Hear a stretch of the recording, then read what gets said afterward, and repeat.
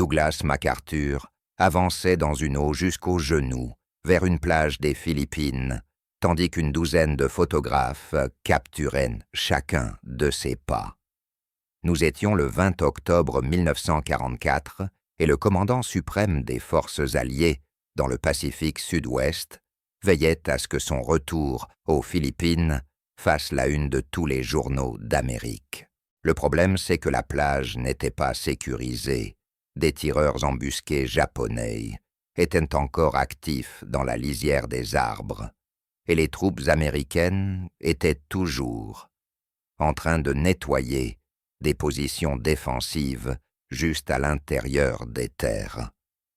Au large, les commandants de la marine s'agitaient pour fournir une protection improvisée à un général qui avait décidé de rester à terre des heures avant que quiconque ne juge la situation sûre. MacArthur ne se souciait pas de la situation tactique. Il se souciait des photographies. Ce n'était pas une opération militaire, c'était du théâtre. MacArthur avait promis « I shall return » lorsqu'il avait quitté les Philippines en 1942.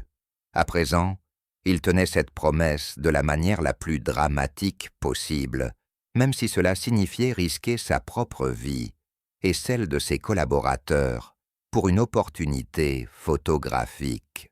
Les caméras capturèrent exactement ce que MacArthur voulait le général. Au visage fermé revenant libérer les Philippines, une image qui ferait la une de tous les grands journaux en moins de 48 heures. Mais à Washington, le président Franklin Roosevelt était sur le point d'apprendre ce que son commandant du Pacifique avait fait, et il allait être furieux. La question était de savoir s'il ferait quoi que ce soit à ce sujet. Lorsque les rapports sur le débarquement de MacArthur à Leyte parvinrent à Washington, ils confirmèrent un schéma qui se dessinait depuis 2 ans. MacArthur venait de mettre en scène un coup de publicité dans une zone de combat active, se mettant en danger, lui, et son état-major, pour obtenir des photographies spectaculaires. Les commandants de la marine n'avaient pas été informés. L'appui aérien dut être mobilisé en urgence, et les forces terrestres durent se redéployer pour assurer la sécurité. C'était le genre de manœuvre qui aurait dû entraîner au minimum une réprimande officielle. Mais Roosevelt avait appris quelque chose sur Douglas MacArthur depuis 1942. Le général était intouchable en raison de sa popularité, et Roosevelt avait fait un calcul politique qu'il répéterait tout au long de la guerre. L'amiral William Leahy, chef d'état-major de Roosevelt, avait observé ce schéma de près. À maintes reprises, MacArthur dépassait son autorité, contestait publiquement la stratégie ou mettait en scène des gestes spectaculaires, et à chaque fois, Roosevelt exprimait sa frustration en privé sans jamais agir publiquement. Le coût politique qu'aurait représenté une sanction contre le général le plus populaire d'Amérique était tout simplement trop élevé. Roosevelt comprenait parfaitement ce que faisait MacArthur. Le débarquement de Leyte n'était pas une opération militaire, mais un acte de théâtre destiné à dominer la presse américaine. MacArthur avait tenu sa promesse « I have returned » de la manière la plus dramatique possible, et l'histoire allait faire la une pendant des jours, tandis que les risques militaires et les ressources détournées ne seraient jamais mentionnés dans ces récits de presse élogieux. Mais Roosevelt comprenait aussi sa propre situation politique. Les républicains parlaient déjà de MacArthur comme d'un candidat potentiel à la présidence, et les journaux conservateurs ne cessaient de le louer. Sanctionner MacArthur déclencherait une tempête politique susceptible de nuire à la capacité de Roosevelt à diriger l'effort de guerre et à maintenir le soutien de l'opinion publique. Roosevelt fit donc une nouvelle fois son choix. Il tolérerait le comportement de MacArthur parce que l'alternative était politiquement intenable. C'était le même choix qu'il faisait depuis 1942, et il établissait un précédent qui hanterait son successeur. MacArthur s'en était encore tiré comme il s'en tirait avec son insubordination depuis 2 ans. Mais pour comprendre pourquoi Roosevelt ne pouvait pas l'arrêter, il faut revenir à 1942, lorsque MacArthur devint le général le plus populaire d'Amérique. En mars 1942, Douglas MacArthur s'échappa des Philippines, tandis que les forces japonaises submergeaient les îles. Le président Roosevelt lui ordonna de partir, car il ne pouvait pas se permettre de perdre le général le plus célèbre d'Amérique, capturé par les Japonais. MacArthur parvint en Australie et prononça immédiatement une déclaration qui définirait son image publique pour le reste de la guerre. « I came through and I shall return ». C'était parfait cours dramatique personnel, et la presse adorait. Le public américain, désespérément en quête de héros après des mois de défaite, adorait encore plus. MacArthur devint instantanément le visage de la guerre américaine dans le Pacifique. Mais il existait un fossé entre l'image publique et la réalité sur le terrain. Tandis que les journaux présentaient MacArthur comme un guerrier, intrépide, menant depuis l'avant les troupes du Pacifique, lui donnaient un autre surnom derrière son dos. Elle l'appelait Daggoo Dog. Elle voyait un général qui restait en sécurité à l'arrière pendant qu'elle se battait et mourait, et le contraste entre ce que l'Amérique croyait de MacArthur et ce que ses propres soldats savaient persista tout au long de la guerre. Pour les hommes laissés derrière le titre « Héros du Pacifique », sonnait comme une trahison. Imaginez être un soldat à Bataan, manger de la viande de mule, être ravagé par la malaria, manquer de munitions, puis entendre à la radio que votre commandant, l'homme qui avait promis de se tenir à vos côtés, s'est enfui vers un palais en Australie. Le surnom « Daggoo Dog » n'était pas une plaisanterie pour eux. Il était amer. C'était la voix d'homme qui se sentait abandonné par celui-là même qui était censé les protéger. Roosevelt comprit immédiatement que MacArthur était devenu un problème politique. Le général était si populaire que les républicains parlaient déjà de lui comme d'un candidat potentiel à la présidence. Certains journaux conservateurs suggéraient même que MacArthur devrait se présenter contre Roosevelt en 1944. Cela rendait MacArthur à la fois indispensable et dangereux. Roosevelt avait besoin de lui pour gagner la guerre dans le Pacifique, mais il devait aussi s'assurer que MacArthur ne devienne pas suffisamment puissant pour le défier politiquement. Ce calcul allait déterminer tout ce que Roosevelt ferait ou ne ferait pas pendant les 3 années suivantes. Et MacArthur était sur le point de tester jusqu'où la tolérance de Roosevelt pouvait s'étendre. En juillet 1942, Roosevelt rencontra les chefs d'état-major interarmés pour décider de la stratégie dans le Pacifique. 2 axes d'avance vers le Japon étaient possibles. La route du Pacifique central, sous l'amiral Chester Nimitz, passerait par les îles Marshall, les Mariannes, puis vers les Philippines et Formose. La route du Pacifique sud-ouest, sous le général Douglas MacArthur, passerait par la Nouvelle-Guinée et remonterait vers les Philippines. Les chefs d'état-major recommandèrent le Pacifique central comme effort principal. C'était plus court, cela exploitait les avantages navals américains et permettait à l'aviation embarquée de dominer. La route du Pacifique sud-ouest serait plus longue, plus difficile et plus coûteuse en vies humaines. Le général George Marshall, chef d'état-major de l'armée de terre, soutenait la stratégie du Pacifique central. L'amiral Ernest King, chef des opérations navales, la défendait avec encore plus de vigueur. King était un officier de marine, dur et exigeant, avec peu de patience pour les égaux de l'armée. Il regardait la carte et voyait la réponse. Évidente, la marine pouvait atteindre le Japon plus rapidement par le Pacifique central. La route de MacArthur par le Pacifique sud-ouest était plus lente et nécessiterait d'énormes forces terrestres combattant dans des jungles et des archipels. King ne se souciait pas des sentiments de MacArthur. Il se souciait de gagner la guerre le plus vite possible. Roosevelt approuva la recommandation des chefs d'état-major. Le Pacifique central serait l'effort principal, sous Nimitz, et le théâtre du Pacifique sud-ouest de MacArthur deviendrait secondaire. C'était une stratégie militaire solide, mais Douglas MacArthur avait d'autres idées et n'acceptait pas d'être relégué à un rôle de soutien. Les sentiments de l'amiral King envers MacArthur allaient bien au-delà d'un simple désaccord professionnel. Il le méprisait personnellement. King voyait en MacArthur un égocentrique obsédé par sa propre promotion, plaçant sa gloire personnelle au-dessus de l'efficacité militaire. Et il n'avait aucun scrupule à dire à Roosevelt exactement ce qu'il pensait qu'il fallait faire. « Renvoyez-le », déclara King brutalement lors d'une réunion.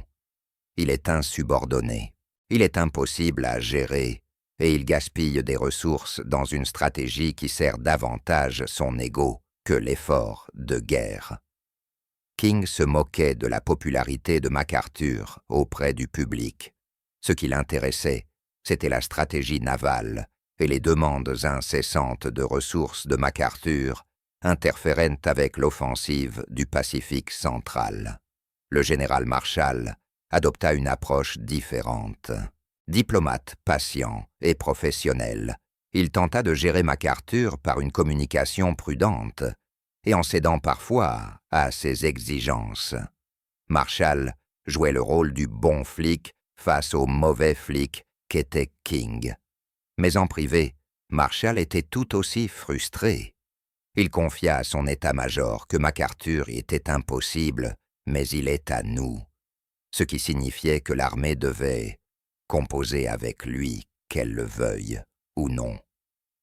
Roosevelt écouta les deux hommes. Il comprenait l'argument de King et appréciait la patience de Marshall, mais il revenait toujours au même calcul politique. MacArthur était trop populaire pour être renvoyé. Les parlementaires républicains l'adoraient, les journaux conservateurs le couvraient d'éloges.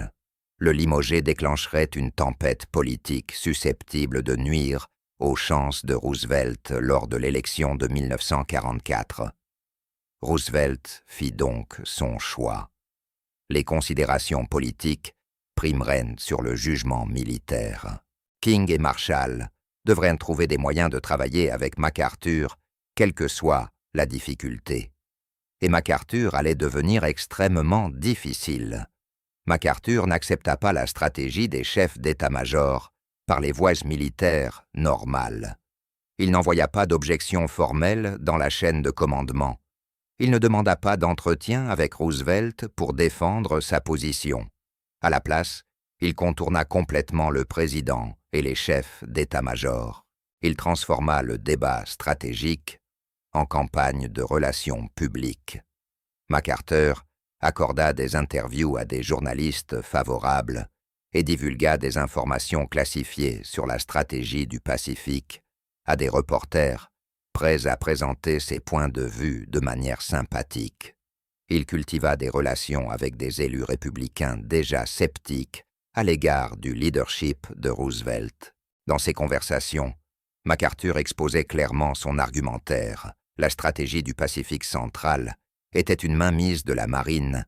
Les chefs d'état-major ignoraient les leçons de la guerre terrestre et seule sa route du Pacifique sud-ouest pouvait gagner la guerre efficacement. C'était une insubordination extraordinaire. Les officiers militaires n'ont pas le droit de critiquer publiquement les décisions stratégiques prises par le président et les chefs d'état-major interarmés. Ils n'ont pas le droit de divulguer des informations classifiées pour faire avancer leur propre stratégie préférée. Et ils n'ont surtout pas le droit de transformer des désaccords stratégiques en lutte de pouvoir politique sur la place publique. Mais MacArthur fit toutes ces choses sans en subir la moindre conséquence. Roosevelt lisait les articles de presse. Il voyait les citations de MacArthur critiquant sa stratégie. Il savait que MacArthur parlait avec des responsables républicains. Roosevelt se plaignait auprès de ses conseillers. Il laissait éclater sa frustration auprès de l'amiral Leahy. Mais il ne donna jamais l'ordre à MacArthur de cesser. Il ne le réprimanda jamais. Il ne le menaça jamais de le relever de son commandement. MacArthur avait trouvé les limites de l'autorité de Roosevelt, ou plutôt il avait compris qu'il n'y avait aucune limite tant qu'il restait populaire auprès du public. Et MacArthur allait utiliser cette connaissance pour forcer la main de Roosevelt sur la décision stratégique la plus importante de la guerre du Pacifique. Tout au long de 1943 et jusque dans 1944, le quartier général de MacArthur, en Australie, devint une source de fuite soigneusement orchestrée à destination des journalistes américains. Il ne s'agissait pas de violations accidentelles de la sécurité, mais d'actes délibérés de manipulation destinés à créer une pression publique en faveur de la stratégie préférée de MacArthur. Le schéma était toujours le même. L'état-major de MacArthur fournissait des informations de contexte à des reporters favorables, lesquels publiaient des articles affirmant que la libération des Philippines était à la fois une nécessité militaire et une obligation morale. Après tout, MacArthur avait promis « I shall return ». Comment l'Amérique pourrait-elle trahir cette promesse? Le public américain n'avait aucune idée qu'il était manipulé. Les lecteurs croyaient recevoir des analyses militaires objectives sans savoir que les informations provenaient directement du quartier général de MacArthur, avec pour objectif précis de rendre politiquement impossible pour Roosevelt de contourner les Philippines. C'était de la propagande déguisée en journalisme, et elle était remarquablement efficace. À la mi-1944, l'attente du public américain quant à la libération des Philippines était devenue écrasante. Les journaux publiaient régulièrement des reportages sur les prisonniers de guerre américains, encore détenus dans des camps aux Philippines. Ils diffusaient des témoignages de résistants philippins, demandant quand l'Amérique tiendrait sa promesse de revenir. Toute cette couverture médiatique envoyait un message clair. Si Roosevelt décidait de contourner les Philippines pour attaquer directement Formose, il ferait face à une réaction publique massive. Ce n'était pas de la stratégie militaire, c'était du chantage. MacArthur utilisait la manipulation de la presse et le sentiment populaire pour forcer la main du président. Roosevelt et les chefs d'état-major voyaient parfaitement ce que faisait MacArthur, mais ils ne pouvaient pas l'arrêter sans provoquer précisément la crise politique qu'ils cherchaient à éviter. MacArthur avait acculé Roosevelt, et Roosevelt était sur le point de lui accorder tout ce qu'il voulait. À l'été 1944, Roosevelt et les chefs d'état-major tinrent leur réunion finale sur la stratégie du Pacifique. La question était de savoir s'il fallait envahir les Philippines, comme l'exigeait MacArthur, ou les contourner pour Formose, comme le préféraient les chefs d'état-major. L'amiral Kings plaida sa cause une dernière fois. Formose était plus proche du Japon, sa prise couperait les forces japonaises stationnées aux Philippines, sans avoir à les affronter, directement sauverait des vies américaines et mettrait fin à la guerre plus rapidement. Le général Marshall était d'accord avec l'analyse de King. D'un point de vue strictement militaire, contourner les Philippines avait du sens, mais Marshall comprenait aussi la réalité politique à laquelle Roosevelt était confronté. MacArthur avait réussi à faire de la libération des Philippines une question d'honneur national. Si Roosevelt ordonnait le contournement, il serait accusé d'abandonner des prisonniers américains et de rompre la promesse faite par MacArthur au peuple philippin. Roosevelt prit sa décision, les Philippines seraient envahies. MacArthur aurait son retour triomphal. et la stratégie privilégiée par les chefs d'état-major serait écartée. La pression politique avait triomphé du jugement militaire. King était furieux. Il croyait que Roosevelt avait commis une erreur qui coûterait des vies américaines. Marshall accepta la décision avec professionnalisme, mais partageait en privé la frustration de King. MacArthur avait gagné non par la force de ses arguments stratégiques ou par son expertise militaire, mais par la manipulation de l'opinion publique et la pression politique. Il avait contraint le président des États-Unis à abandonner une stratégie recommandée par les chefs d'état-major interarmés, tout en restant subordonné à ce même président. C'était la preuve éclatante du degré auquel Roosevelt avait perdu le contrôle de son commandant dans le Pacifique. L'invasion des Philippines allait donc avoir lieu, et MacArthur était sur le point de mettre en scène le moment le plus dramatique de toute sa carrière. Le 20 octobre 1944, le débarquement de MacArthur à Leyte fut planifié avec la précision d'une production hollywoodienne. La plage avait été sécurisée des heures plus tôt, mais MacArthur attendit au large. Il voulait s'assurer que les photographes étaient prêts et que la lumière serait parfaite. Il voulait s'assurer que son retour aux Philippines corresponde exactement à la vision qu'il s'en faisait. Quand tout fut parfait, MacArthur monta dans une péniche de débarquement avec son état-major et une douzaine de photographes soigneusement sélectionnés. L'embarcation s'approcha de la plage, puis s'arrêta dans une eau arrivant à la taille. MacArthur descendit dans les vagues et commença à avancer vers le rivage. Les photographes capturèrent chacun de ses pas. L'image de MacArthur marchant dans l'eau, en direction de la côte philippine, deviendrait l'une des photographies les plus emblématiques de la Seconde Guerre mondiale. Mais cette mise en scène créa de graves problèmes de sécurité. Les commandants de la marine au large n'avaient pas été informés que MacArthur comptait s'attarder à terre à ce moment précis. Ils duraient se démener pour fournir une couverture aérienne et un appui d'artillerie navale en cas de contre-attaque japonaise. Les commandants de l'aviation durent rediriger des patrouilles de chasse pour protéger un général qui avait choisi de se transformer en cible pour des raisons purement photographiques. Les forces terrestres qui se concentraient sur le nettoyage des positions à l'intérieur des terres durent se redéployer afin de sécuriser une tête de plage que MacArthur utilisait comme décor pour ses photos. Une fois à terre, MacArthur prononça la déclaration qu'il avait préparée devant un microphone installé pour l'occasion. « Peuple des Philippines, je suis revenu. » C'était du théâtre parfait, exactement ce que MacArthur voulait. L'histoire dominerait la presse américaine pendant des jours. MacArthur serait présenté comme le héros conquérant qui tenait sa promesse. Les risques militaires qu'il avait pris et les ressources qu'il avait détournées pour ce spectacle ne seraient jamais mentionnés. À Washington, Roosevelt lut les articles de presse et vit les photographies.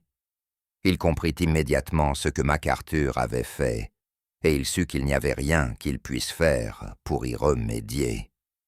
Le général George Marshall était assis dans son bureau du Pentagone, lisant les derniers rapports provenant du quartier général de MacArthur. En tant que chef d'état-major de l'armée de terre, Marshall était techniquement le supérieur hiérarchique de MacArthur, mais gérer Douglas MacArthur était devenu l'un des aspects les plus frustrants de sa fonction. Marshall était un soldat professionnel, attaché à la discipline, à l'ordre et au respect de l'autorité.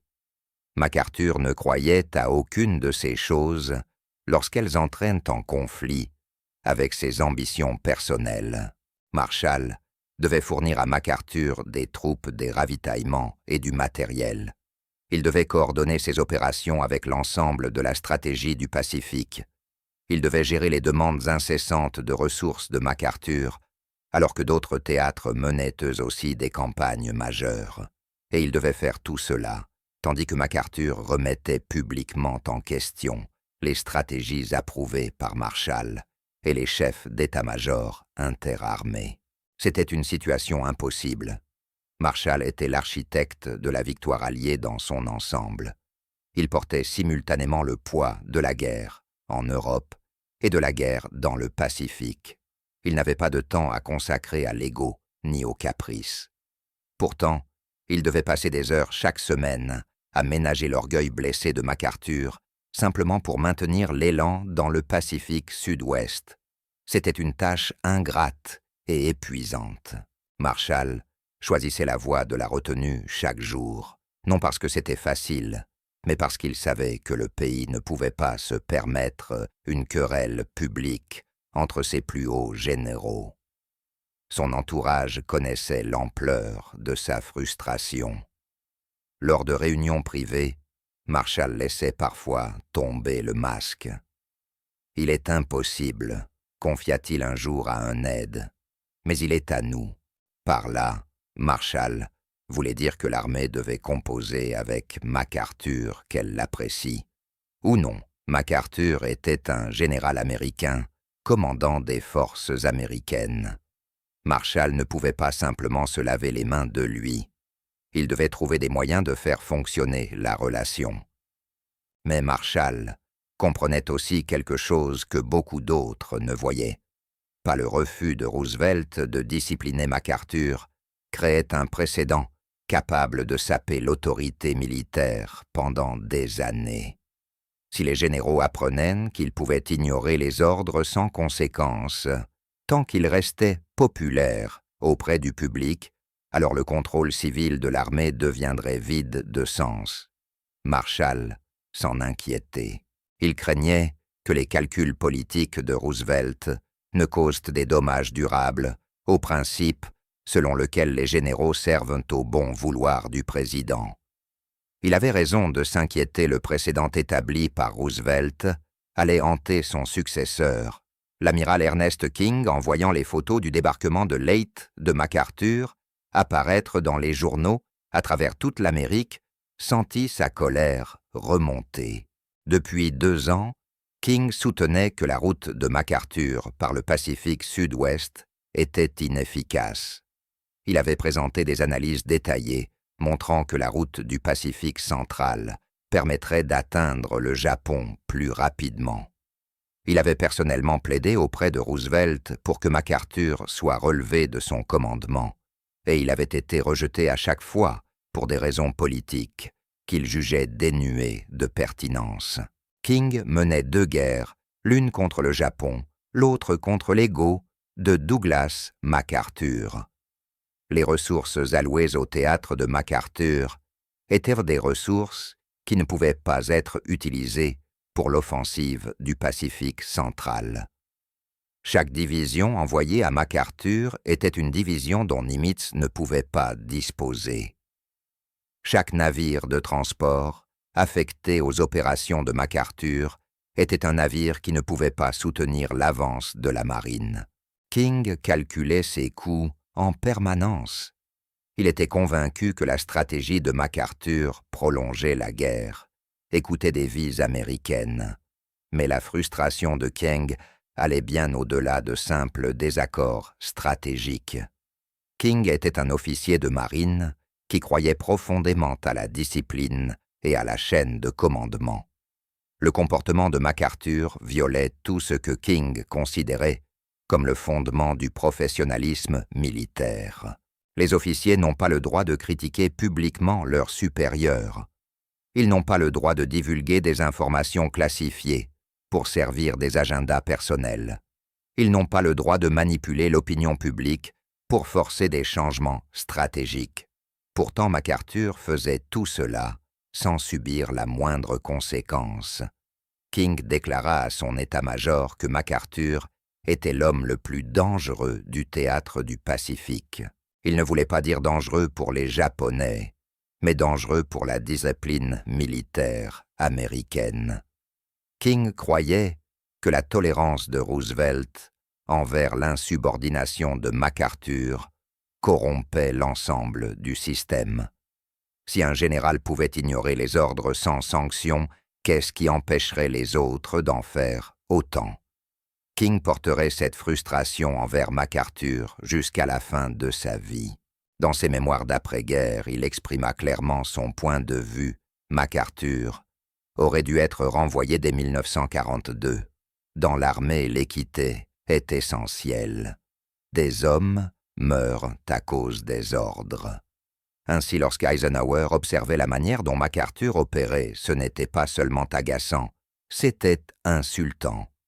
Eisenhower avait renvoyé de bons officiers pour des erreurs mineures. Patton avait été mis à l'écart simplement pour avoir perdu son sang-froid. Mais MacArthur lui pouvait réécrire la stratégie, ignorer le président et se moquer de la marine. Et sa récompense était une nouvelle médaille. Pour chaque soldat professionnel obéissant aux ordres dans la boue de l'Europe, la célébrité de MacArthur ressemblait à une gifle. Le général Dwight Eisenhower avait travaillé pour Douglas MacArthur avant la guerre.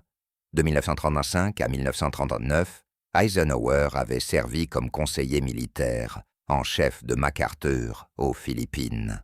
Il connaissait la personnalité de MacArthur, son ego, et sa tendance à se considérer au-dessus de la discipline militaire ordinaire.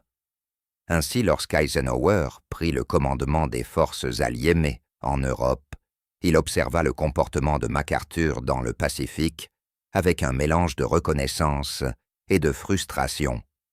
Eisenhower devait lui-même gérer un subordonné difficile. Le maréchal britannique Bernard Montgomery était presque aussi égocentrique que MacArthur et tout aussi difficile à diriger. Montgomery contestait constamment les stratégies d'Eisenhower, exigeait des ressources et rendait ses désaccords publics. Mais il existait une différence cruciale. Eisenhower pouvait menacer de relever Montgomery de son commandement s'il allait trop loin. Roosevelt avait clairement établi qu'Eisenhower disposait de cette autorité sur tous les commandants alliés en Europe. MacArthur, lui, ne faisait face à aucune contrainte de ce type. Il savait que Roosevelt ne le renverrait pas quoi qu'il fasse. Il pouvait donc ignorer les ordres, manipuler l'opinion publique et orchestrer des coups de publicité sans craindre de conséquences. Eisenhower ne pouvait s'empêcher de se demander quel message cela envoyait aux autres généraux. Si MacArthur pouvait s'en tirer avec l'insubordination, pourquoi les autres obéiraient-ils? Eisenhower remarqua aussi que le comportement de MacArthur affectait sa propre relation avec Marshall et Roosevelt. Eisenhower veillait à suivre les ordres, même lorsqu'il n'était pas d'accord. Il consultait régulièrement Marshall, tenait Roosevelt informé et évitait les controverses publiques.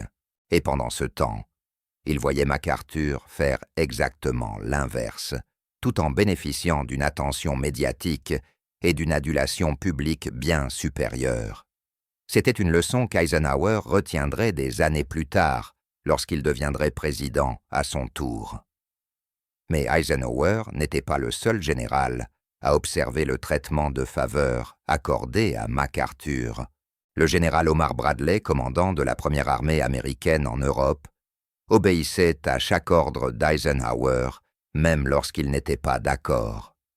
Le général George Patton commandait la troisième armée et, malgré son tempérament agressif, respectait la chaîne de commandement. D'autres généraux américains, en Europe, en Afrique et dans le Pacifique, respectaient le protocole militaire et acceptaient que leurs supérieurs prennent les décisions stratégiques finales. Tous remarquaient que Douglas MacArthur opérait selon des règles complètement différentes. Il lisait les mêmes journaux que tout le monde, voyant ses coups de publicité, lisait des articles sur ses désaccords stratégiques avec les chefs d'état-major, savait qu'il contestait publiquement les décisions de Marshall et de Roosevelt et constatait qu'il n'en subissait aucune conséquence. Le contraste était impossible à ignorer. S'ils sortaient des rangs, ils étaient sanctionnés. Patton avait failli être renvoyé pour avoir giflé 2 soldats en Sicile. MacArthur lui mettait en scène des séances photos dangereuses, défiait la stratégie présidentielle, et rien ne lui arrivait. Cela alimenta un profond ressentiment au sein du corps des officiers américains. Certains généraux pensaient que le traitement spécial accordé à MacArthur venait de ses relations politiques. D'autres croyaient que cela s'expliquait par les liens qu'il avait cultivés avec la presse conservatrice et des responsables politiques républicains. Quelques-uns pensaient que Roosevelt avait tout simplement peur de la popularité de MacArthur. Mais quelle qu'en soit la raison, le résultat était le même, la discipline militaire s'appliquait à tout le monde, sauf à Douglas MacArthur. Ce ressentiment affecta le moral des officiers supérieurs. Ils commencèrent à se demander si obéir aux ordres et respecter le protocole militaire avait encore un sens. Si MacArthur pouvait faire avancer sa carrière grâce à des campagnes de relations publiques et à la manipulation politique, pourquoi les autres devraient-ils accepter des contraintes professionnelles? C'était corrosif pour la culture militaire, et c'était entièrement la faute de Roosevelt qui avait refusé d'imposer la discipline à son général le plus populaire. Mais le schéma d'insubordination de MacArthur ne s'arrêta pas avec la mort de Roosevelt. Le 15 août 1945, le Japon capitula. Le président Harry Truman nomma Douglas MacArthur commandant suprême des forces alliées pour superviser l'occupation du Japon. C'était un choix logique compte tenu de l'expérience de MacArthur dans le Pacifique. Mais MacArthur commença immédiatement à traiter l'occupation comme son domaine personnel, plutôt que comme une mission militaire placée sous l'autorité présidentielle. Il gouverna le Japon avec une autonomie presque absolue. Il émit des directives réorganisant le gouvernement japonais, sans les faire valider par Washington. Il prit des décisions politiques concernant les criminels de guerre japonais, sans consulter le département d'État. Il gouvernait en pratique le Japon comme un proconsul américain, prenant des décisions qui auraient normalement nécessité l'approbation du président. Roosevelt était mort à ce moment-là. Truman était nouveau à la présidence et devait gérer la fin de la guerre en Europe ainsi que l'entrée dans l'ère atomique. MacArthur profita de cette période de transition pour s'imposer comme un pouvoir indépendant. Le schéma était clair. Pendant 3 ans, MacArthur avait appris qu'il pouvait ignorer l'autorité présidentielle sans conséquence.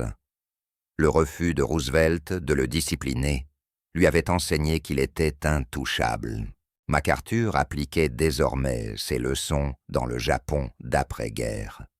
Il ne demandait pas l'autorisation de Washington. Il informait après coup des décisions qu'il avait déjà prises. Il agissait comme s'il ne rendait de compte à personne. Truman observa cela avec une inquiétude croissante. Il n'avait été vice-président que pendant 82 jours avant la mort de Roosevelt et n'avait pas participé à la gestion de MacArthur durant la guerre. Mais Truman était un ancien capitaine d'artillerie qui comprenait la discipline militaire et il vit immédiatement que Roosevelt avait créé un problème que Truman devrait tôt ou tard résoudre. MacArthur avait appris qu'il était intouchable. Quelqu'un allait devoir lui apprendre le contraire.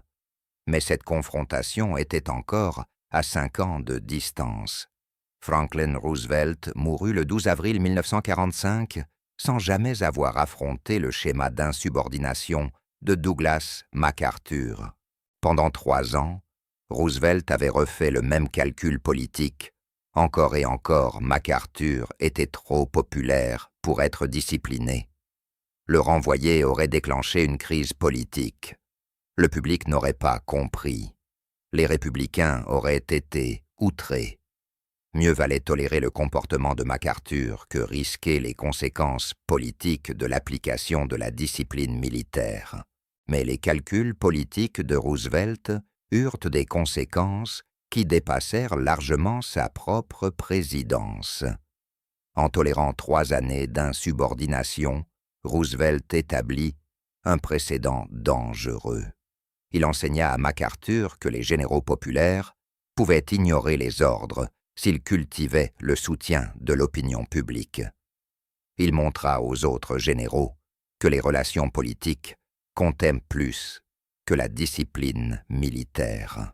Il démontra que le contrôle civil de l'armée était négociable lorsque le coût politique de son application était trop élevé.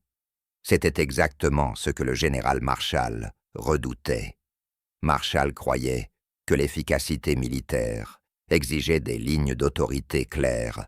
Les généraux devaient savoir qu'ils servaient au bon vouloir du président et comprendre que l'insubordination serait punie, quelle que soit l'opinion publique.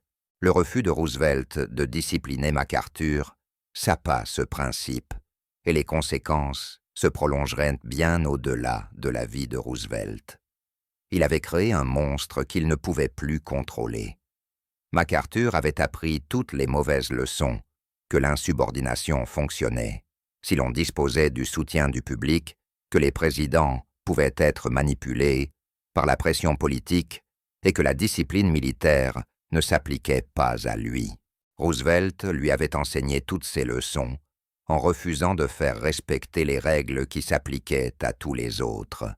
Harry Truman hérita de ce problème, et contrairement à Roosevelt, il déciderait finalement de le résoudre.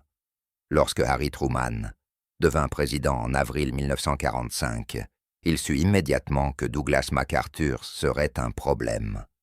Truman n'avait pas été impliqué dans la gestion de MacArthur pendant la guerre. Roosevelt l'avait tenu complètement à l'écart de ses décisions, mais Truman avait servi pendant la Première Guerre mondiale comme capitaine d'artillerie. Il comprenait la discipline militaire et il comprenait que MacArthur avait passé des années à opérer en dehors de l'autorité militaire normale. Peu après, être devenu président, Truman confia à ses conseillers que Roosevelt avait commis une grave erreur en refusant de discipliner MacArthur. Roosevelt avait laissé MacArthur agir sans contrainte parce qu'il craignait le coup politique. Truman affirma que Roosevelt avait eu tort. Les généraux doivent obéir aux ordres, qu'ils soient populaires ou non. Mais Truman était aussi pragmatique. Il ne pouvait pas affronter immédiatement MacArthur. À l'été 1945, la guerre contre le Japon était encore en cours. Après la capitulation japonaise, l'occupation exigeait un commandement expérimenté. MacArthur connaissait le théâtre du Pacifique mieux que tout autre général. Truman avait encore besoin de lui. Il observa donc et attendit. Il regarda MacArthur gouverner le Japon comme un empire personnel, prendre des décisions politiques sans approbation présidentielle et donner des interviews laissant entendre qu'il pourrait se présenter à la présidence en 1948. Truman commença alors à tout consigner. Il constituait un dossier dont il pourrait avoir besoin un jour chaque acte d'insubordination, chaque dépassement d'autorité, chaque fois où MacArthur agissait comme s'il ne rendait de compte à personne. Truman déclara à son entourage que si MacArthur le défiait, un jour comme il avait défié Roosevelt, il y aurait des conséquences immédiates. Son message était simple et direct. Il n'était pas Roosevelt. Il ne tolérerait pas ce que Roosevelt avait toléré. Les généraux travaillent pour le président et non l'inverse. Et si MacArthur l'oubliait, Truman le renverrait quelle que soit sa popularité, une promesse que Truman finirait par tenir. Le 25 juin 1950, la Corée du Nord envahit la Corée du Sud. Le président Truman engagea les forces américaines sous l'égide des Nations Unies pour défendre la Corée du Sud. Il lui fallait un commandant expérimenté. Malgré ses inquiétudes concernant MacArthur, Truman le nomma commandant des forces de l'ONU en Corée. MacArthur se trouvait au Japon, connaissait la région et était toujours considéré comme le plus grand général vivant d'Amérique. Cela semblait être un choix logique, mais Truman savait aussi qu'il était risqué. Les signes d'alerte apparurent immédiatement.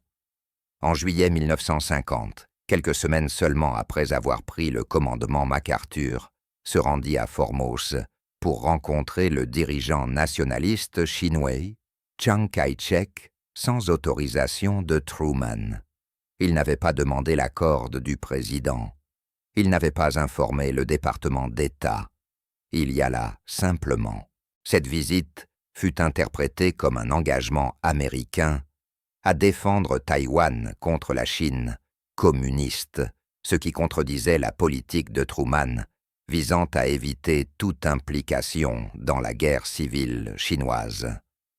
Lorsque Truman exigea des explications, MacArthur affirma qu'il ne s'agissait que d'une visite de courtoisie.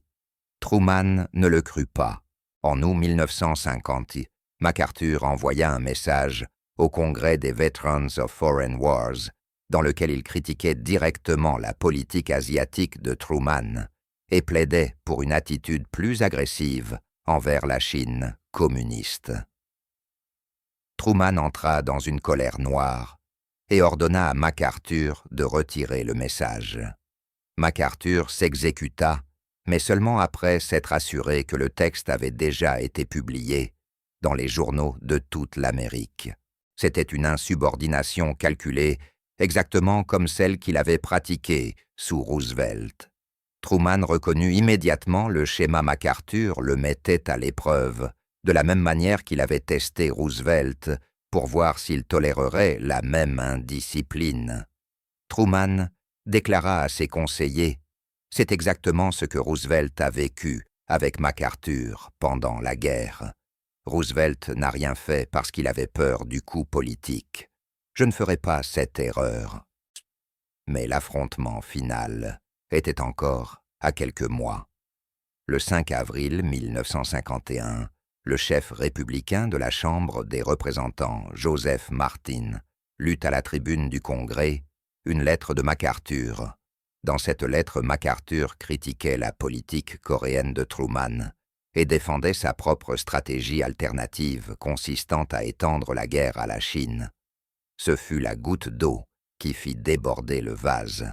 MacArthur avait défié publiquement la politique présidentielle. Il avait tenté de dicter la politique étrangère depuis son commandement militaire. Il avait essayé de forcer la main du président par la pression politique, exactement comme il l'avait fait avec Roosevelt. Truman lut la lettre et prit immédiatement sa décision. Il convoqua ses principaux conseillers, le secrétaire d'État Dean Acheson, le secrétaire à la Défense George Marshall et le président des chefs d'état-major interarmés Omar Bradley. Truman leur déclara « Messieurs MacArthur ne me laissent pas le choix. Il défie publiquement l'autorité présidentielle. C'est de l'insubordination et je vais le relever de son commandement. » Marshall soutint la décision sans la moindre hésitation. Monsieur le Président, les officiers militaires n'ont pas à faire la politique étrangère. MacArthur a franchi une ligne qu'on ne peut pas franchir. Vous devez le renvoyer. Bradley acquiesça. MacArthur avait oublié qu'il travaillait pour le président et non l'inverse. Les chefs d'état-major soutinrent unanimement la décision. Même eux reconnaissaient que MacArthur était allé trop loin. Le 11 avril 1951, à 1h du matin, Truman tint une conférence de presse, annonçant que le général Douglas MacArthur avait été relevé de l'ensemble de ses commandements. Les journalistes furent stupéfaits. MacArthur, lui, fut sous le choc. Il se croyait intouchable. Il avait passé 9 ans à apprendre que les présidents n'appliqueraient pas la discipline à son égard tant qu'il resterait suffisamment populaire. C'était Roosevelt qui lui avait enseigné cette leçon. Truman était en train de la corriger. La réaction politique fut explosive. La cote de popularité de Truman chuta à 23%. Les républicains réclamèrent sa destitution. Et les Américains qui vénéraient MacArthur ne comprenaient pas pourquoi Truman l'avait renvoyé. Mais Truman ne vacilla jamais.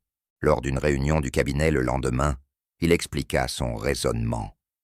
Roosevelt avait été confronté exactement à cette situation avec MacArthur pendant la Seconde Guerre mondiale. MacArthur ignorait régulièrement les ordres et faisait passer ses ambitions personnelles avant les objectifs militaires. Roosevelt n'avait rien fait parce qu'il craignait le coup politique. C'était une erreur. Cela avait créé un précédent permettant à MacArthur d'agir en dehors du contrôle civil. « Je corrige cette erreur », déclara Truman. Truman comprenait quelque chose que Roosevelt avait refusé d'affronter. Certains principes sont plus importants que les considérations politiques. Le contrôle civil de l'armée est l'un de ces principes. Les généraux servent le président et non l'inverse. MacArthur avait passé 3 années sous Roosevelt à apprendre de mauvaises leçons. Truman devait les lui faire désapprendre quel qu'en soit le coup politique. Avec le temps, l'opinion publique donna raison à Truman. Les auditions du Sénat révélèrent à quel point MacArthur avait dépassé son autorité. Les témoignages des chefs d'état-major interarmés montrèrent que Truman avait eu raison. La carrière de MacArthur se termina, non dans la gloire, mais comme une leçon sur les limites de l'autorité militaire dans une démocratie. MacArthur avait été autorisé à ignorer les ordres sous Roosevelt, mais il ne fut pas autorisé à le faire sous Truman. Cette différence définissait les 2 présidences.